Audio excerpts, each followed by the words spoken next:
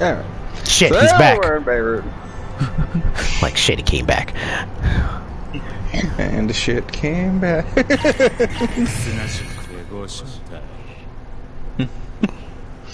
Anyway. Oh, so what else we got?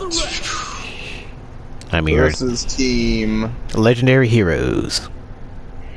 Legendary Heroes. Essentially the main characters of the previous King of Fighter games. Oh, so it's pretty much the polar opposite of what we just did, isn't it? Yeah, basically, yeah. His true form is a mystery. Just who is he under that hood anyway? Anyway. So, what else? Evil Dead's getting an update, too. Alright, what's going on in the world? In the realms of the Evil Dead. So, in Evil Dead, they're finally adding a 4th demon class. Alright, what is the 4th demon class? Well, let's see if I can pull it up right quick. Okay.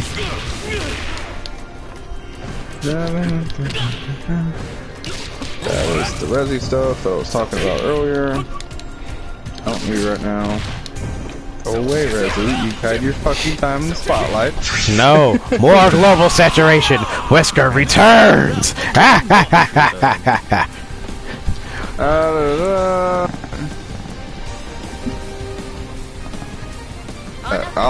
Okay. This article was also talking about the remakes. Anyway, going on. New demon class.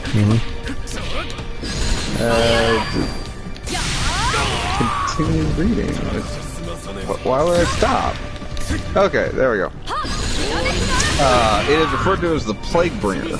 Plague Bringer, okay. This free demon class will be added to the game next month, and it's based on the Army of Darkness.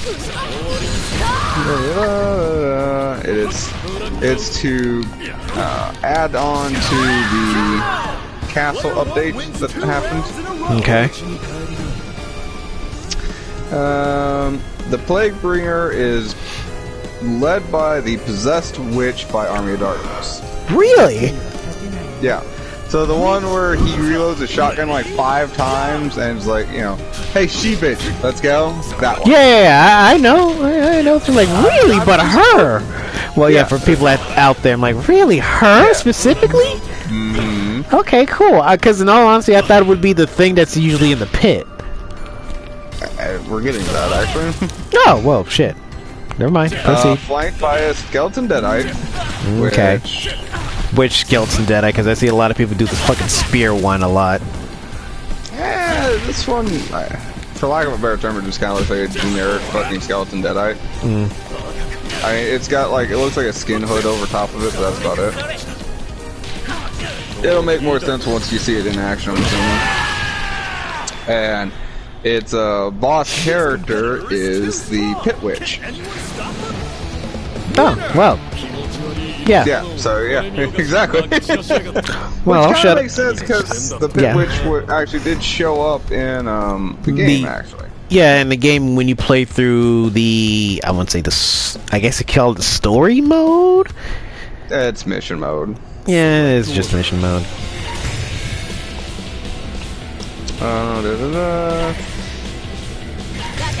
Game features, and this we're just talk more about the game. Your next challenger is Yeah, and that's kind of all the information I have currently on that one. Oh, no new characters? Really? It doesn't say anything about it, so. And they're probably gonna drop more characters because there's like 3 slots open.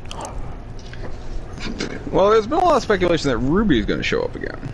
Yeah. Which would make sense, because she was actually an iconic character from the series. Round 1. Ready? Go! So I could see her coming back. God, what the hell was his name? It wasn't Bobby Joe, but it was the fucking hillbilly that was screaming after Bobby Joe. Oh, I know who you mean. Yeah, I'm surprised he's not in the game, actually. He's actually pretty iconic as far as, like, characters go for 2.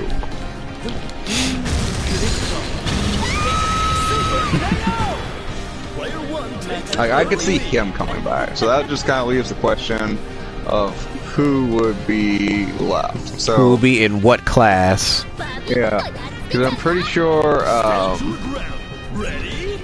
the warrior class had one spot, the leader class had one spot, and I want to say the hunter class had one spot.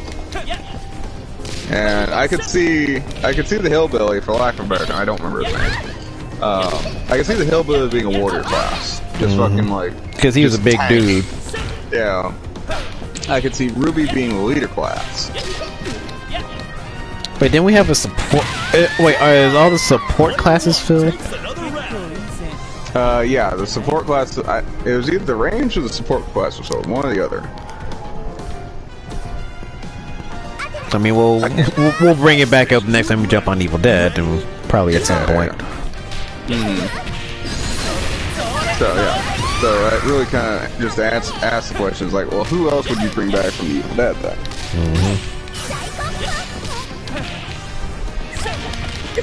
Especially when you know a full roster of characters for people to pick and choose from. But they'd have to be somewhat iconic at least.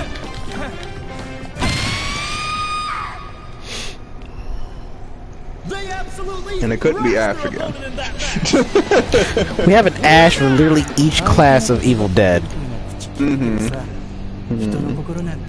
Yeah, just about every class. Like, goddamn. No, I'm pretty sure he's the first character slot in every spot, so. Groovy. Trying to think. Well, it's a long shot theory, but it's a possibility. Ruby could come back twice. Your next challenger is As a different class? Well, so they've already brought Ash back 4 different times for each class, right? Quite literally, yeah. Well, Ruby actually goes through a change of character between pretty much all of Season 2 and just shy of Season 3. Like, she ends up working with Ash for most of Season 2, and then by the end of Season 2, like, they're more or less companions on the same road. But then timey-wimey stuff happens, and that particular Ruby gets killed, and it was replaced by an earlier version of Ruby who still wants to kill Ash. round 1. Ready, go! Yeah. So, yeah, that would kind of be my argument. Is like, unless you want to bring in Bobby Joe. Bobby Joe, I guess I could see too, mostly because honestly, the only reason I remember Bobby Joe and her name is because she was a female person that dipped, which That got basically treed. Player 2 won't give up that. well, there is that. Yeah, I wasn't really thinking that, but the only reason I remember his name is because the hillbilly was screaming for her.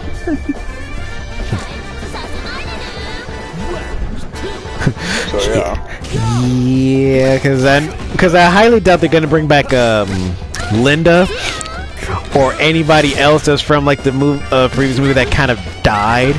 Because technically, if you go through the mission mode, you do see their corpses. As well as I guess you can make the argument for the wise man. yeah. He would be a great support class. Yeah, and I forget which one it is, but I think it's ranged just like full. But it's like, yeah, it's like. Because I know the class that has Henry in it is full, I want to say. Because Arthur is the last in the leader class. Yeah, leader class is full because Arthur's in the last slot. Henry the Red is in a melee class, I want to say. Yeah, he's melee. Yeah. Oh, there's 3 openings, right? Yeah, I want to say one of them is a support. So, yeah, we can get the old wizard dude to be in there. That'd be great. We get like literally our a good medieval team going. Yeah, I can do. That means we need one more person coming in from the medieval times to be ranged or something else. And then go to the castle. No, that'd be Ash. That'd be Warrior Ash. I take that back. That would work. And then we go to the castle stage fighting Evil Ash or the Witch. Or the Plague Spread, excuse me. Yeah, like that'd be great. That would work. We will get full on the Army of Darkness going. Now I want it. Now I want it more. You have to just wish upon a star. I mean, the last time I wished upon a star, I got something, but I didn't exactly want it, and that was just, and that was a joke. Oh, speaking of wishing. Oh boy, here we go. So have you heard about this new fucking movie? Fucking that's like Aladdin for adults. No. This is the first time hearing of it. Completely under my radar. This is the first time hearing of it. So proceed. Hold on, I need to pull up the title. Oh boy, here we go. This is not actually an adult movie, just to be clear. Even though Dots probably has an impressive amount of those in his collection as well. Glossing over that because I'm typing things in. 3,000 Years of Longing. Okay. Analysis. Give me something to talk about it. I want like trailer analyzation or something like that. Cause it's out right now. Ah, here we go. Well, there we go. While attending a conference in Istanbul, Dr. Alethea Binney happens to encounter a djinn who offers 3 wishes in exchange for his freedom. This presents 2 problems. First, she doubts that he's real, and second, because she's a scholar of story and mythology, she knows all the cautionary tales of which has gone wrong. The djinn pleads his case by telling her fantastical stories of his past. Eventually, she's beguiled and makes a wish that surprises them both. I'm trying to follow what's going on. So essentially, she makes a wish. She meets up with a djinn. And to get to the point real quick, she's seen Wishmaster. Yeah, because I was gonna point to like, so she's seen Wishmaster and knows better than to ask her specific things just in case of bullshit happens, correct? Right, basically. And then she's also arguing with the fact that like, this can't be real, like, you know, I've studied like science and methodology all my life, and it's like, you know, this is just a story. Okay, versus another one of those. I am a person of science, and I do not believe in this magic bullshit. Like, okay. But so that was playing along at home. It actually has a character that always kind of entertains me whenever I see him on screen. Idris Elba's the genie. I'm sorry, who? Idris Elba. Idris Elba. Sorry. I tried. Basically, the guy who played Knuckles in the Sonic movie, for those of you guys that don't know that at home. Or, if you want to really get into it, Heimdall from the MCU, or Bloodsport from DC. Or that one cat movie. Or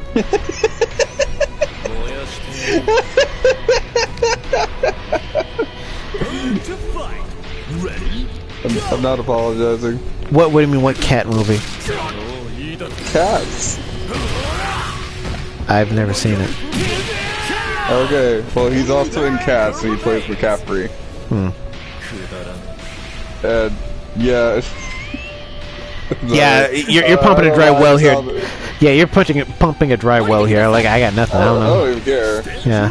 But yeah, I don't even care. Fucking, I do like theater, and even I sit there and have questions about Cats. It's like I don't particularly understand it.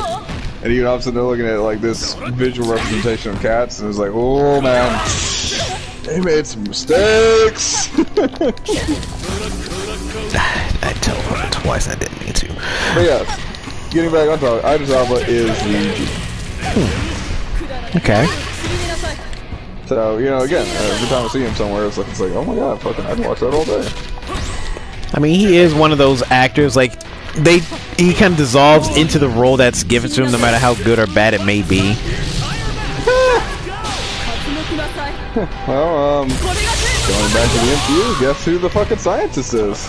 Who is the scientist? The ancient one. Who's playing the scientist? Tilda Swinton. I I feel like I should know that name.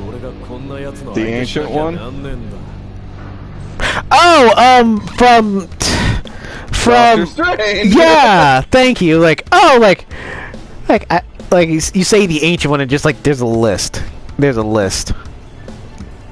I'm sorry. You know I'm an MCU nut. You should go with that first. I should. It was one of the first ones, but usually our nonsense does not correlate all the time. Yeah, that's fair. But yeah, so I'm not gonna lie, I'm actually curious about this. It does fall under fantasy romance, so I'm assuming there's a romantic angle involved. Well, you said it's supposed to be an adult version of Aladdin. You're not wrong. You know what this? Well, catered to an adult audience. Let me rephrase that. Yeah. You know what this kind of sounds like now that I'm fucking like reading all this stuff out loud? What? A bad fanfic? Oh my goddess. Oh my god. Shut up! No! It's a good series. Oh my god, this is a good, wholesome series. But there are moments there, like, I wish they could have done differently. Like, I'm not gonna lie, like, I watched shit out of that. Like, I enjoyed fucking the entire run. Like, me too. There's like specific things I wish they could have done differently. And my beef was with one of the angels coming down to trying to cut Bell Dandy's man. I'm like, lady, back off. He obviously isn't trying to go for you. It's very obvious that he wants Bell Dandy. Even her two sisters were basically clear on that matter. Like, okay, yeah, he's not going after us. He wants her. Like, yeah, no shit. Everyone was pretty much okay with that. Except for this one goddess. Like, yeah, I'm trying to cut your man. Why? Aren't you a goddess, not a demon? Hold up. Even the one demon chick that shows up isn't even after him. She's after trying to literally do what basically kill the other angels and all that crap. I'm like, okay, sure, whatever, that's her thing and all, but still. Well, yeah, well, I'm just saying, it's like, yeah, aren't you a creature of balance? I mean, this is what he chose to fucking balance out his fucking life. So yeah. Like, why are you gonna sit there and stop this? Seriously, why are you trying to cut the lady's man and he's clearly not interested in you? Because I remember a couple of scenes when she showed her, like, oh, she force-fed him all, basically an entire banquet of food. He was so stuffed, couldn't eat another bite. Though Dandy made dinner. This man ate. This man ate, damn near died because he was so overfull. I'm like, this is a man of principles. He knows where his wife lies. Man, you know what I talk about cucking, fuckers. Like, we gotta talk about Sharknado 2 then. Oh my god. What? God. You wanna talk about fucking home wrecker right there. No, because even more, like, he tried to... Oh, well, it's plot we've already seen before, we can skip it. Anyway, plot. Well, we've seen this before. Skip! Skip! Everything's good. Yeah, like, she hit him with an aphrodisiac. Only thing he really did was distance himself from everybody, including Bell Dandy, because he did not want, he did not want that to go down. Like, this man has common sense for a main character. For a main harem protagonist, he has the most common sense out of all of them. And then here she is waiting in like the big, dainty, elegant-looking room, waiting for him to just open the door, casually sipping on the wine, waiting. And she was waiting in there so long. There were multiple bottles of wine just laying on the floor. She was drunk as hell, just waiting for us to show up. I'm like, yeah, he's not showing the fuck up. It's like smart protagonist, like, bruh, I know better. I'm out. But no, fuck it, because like that's where my mind always goes when we start talking like home wreckers and shit like that. It's like fucking Sharknado 2. Oh god, here we go. Oh my god. I've only seen the first Sharknado. I'm gonna be honest with you. I've never seen all the other ones. I've seen all of Tremors. That is a good movie that we like. That's a cringe movie that we love to watch. Hold on, you know there's more than one of them, right? I've seen all of the Tremors movies. I know what I said. Quick question: how many are there? Let's see. There's the first Tremors movies. There's the second one when they were the Shriekers. The third one when they went to Africa. Then another one when they went back and had the El Blanco albino looking ones. 1, 2, 3. I want to say there are 6. Oh, you're missing a few then.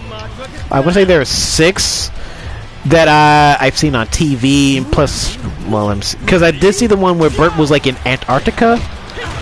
Alright, that is 6, I think.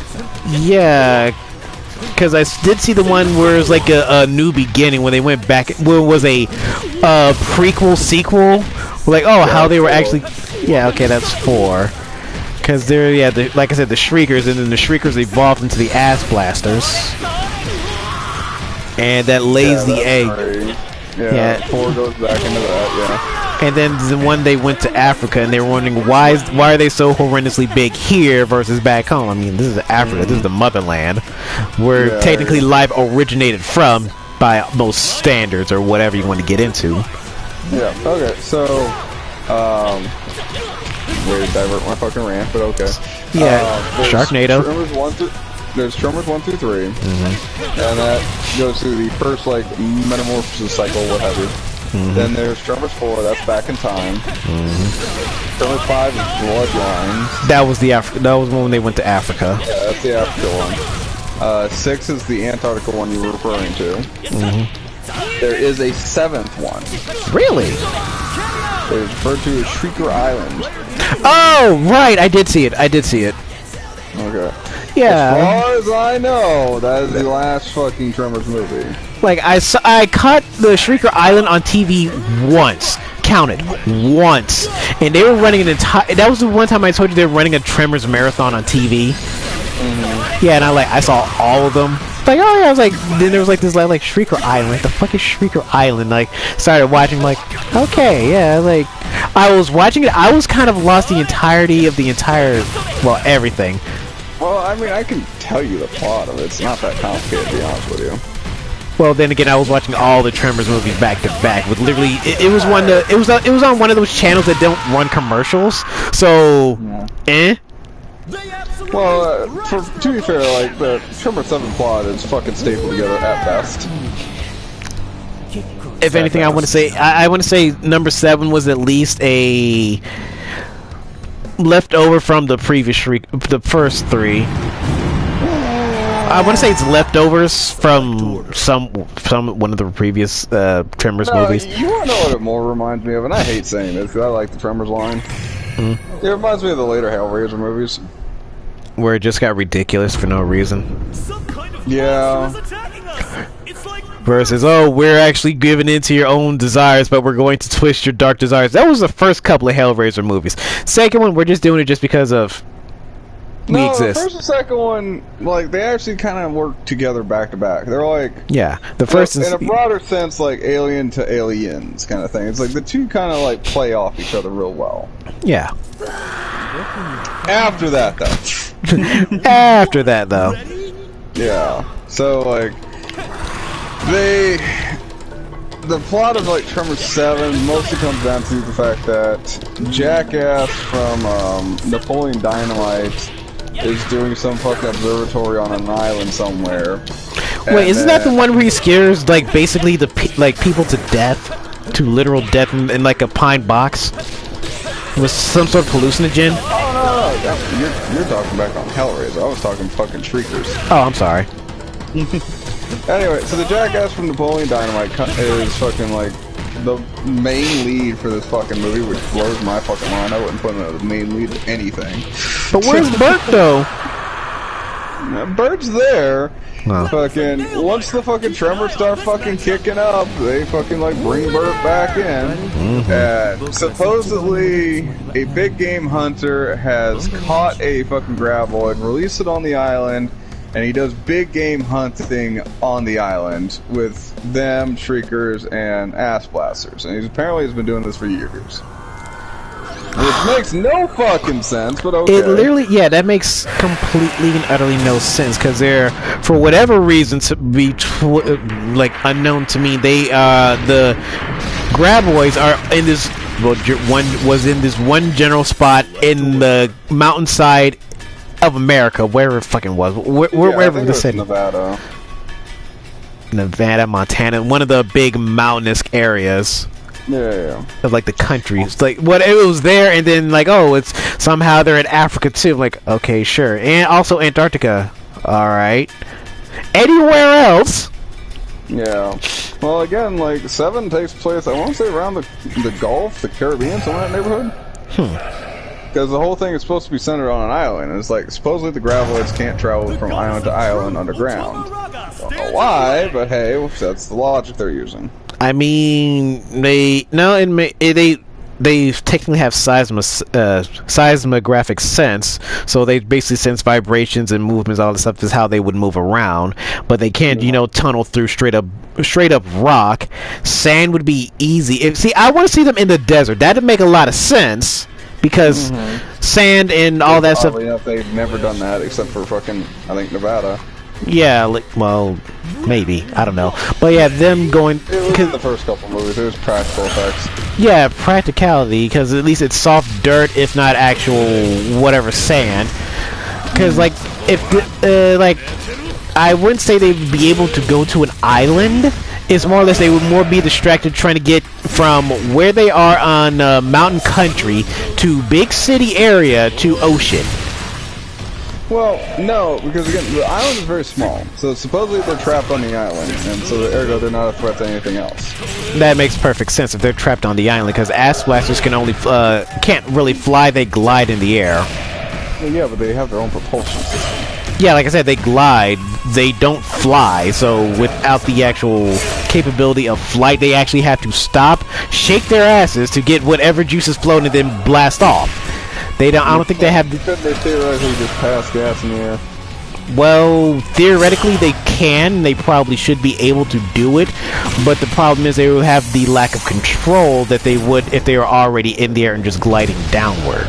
Because they tend to glide through the air versus just like traditional birds like flapping wings, because they do not have wings. Yeah, I'm aware of the physiology. Trust me, I've spent more time understanding the physiology of tremors than I have in science class. Same. Well, I did both. Because no, one of my science class, we were watching it. Well, it was biology. We watched tremors and we were trying to break down the species. Yeah. Well, anyway, getting back on topic a little bit more. So, the 7 takes place on an island, and the gravelites literally can't swim from island to island because of the water barrier. Which, okay, that's flimsy, but okay. I mean, they have not adapted to have gills for whatever reason. Well, yeah, but if you get far enough down, theoretically. True, but you won't be able to sense. That's assuming there's a path that they can dig through, and I'll fully admit that. There's assuming there's a path they can dig through. Yep. You dig so far down, you just hit rock. You hit bedrock, more rock, and all that other stuff. Hell, you may even find the land of the lost down there. Right, but on the flip side of all that, though, I still kind of would argue it's like, well, yeah, but it's like, if you're dealing with, like, the sands of the Caribbean, it's like, I'm pretty sure there's some wiggle room in there. Because, like, depending on how far out the island is from the mainland or anything else, it's not... Yeah, of course they don't tell you, because, like, depending on the actual distance accordingly with it, it could be, oh, I just need to dig about a mile down and just go straight in one direction, and then I'm on mainland, or whatever. There it is. Come on, and tell me what you're selling. Oh, God. That one's on me. That was me.